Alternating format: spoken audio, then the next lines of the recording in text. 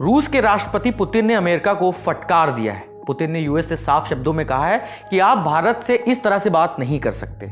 औपनिवेशिक काल अब खत्म हो गया है। उन्हें यह समझना होगा कि वे अपने सहयोगियों से बात करते समय ऐसे शब्दों का इस्तेमाल नहीं कर सकते। भारत के नेता झुकने वाले नहीं हैं। पुतिन का कहना है कि वॉशिंगटन टैरिफ और सैंक्शंस का इस्तेमाल करके एशिया की दो सबसे बड़ी ताकतों को दबाना चाहता है, लेकिन यह तरीका अब काम नहीं करेगा।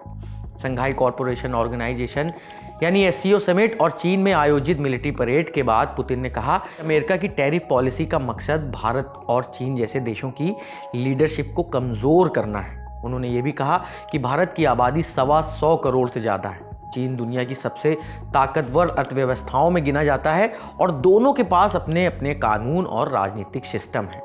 ऐसे में जब कोई बाहर से धमकी देता है कि तुम्हें सजा मिलेगी, तो इन देशों के बड़े नेता झुकने वाले नहीं हैं। पुतिन ने अमेरिका को पुरानी सोच छोड़ने की सलाह दी है।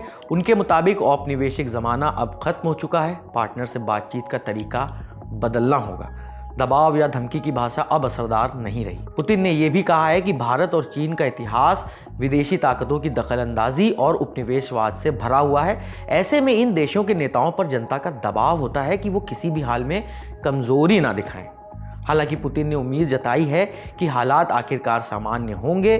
उनके मुताबिक अंत में सब कुछ ठीक हो जाएगा, हर चीज़ अपनी जगह पर लौट आएगी और राजनीतिक बातचीत सामान्य रूप से शुरू होगी।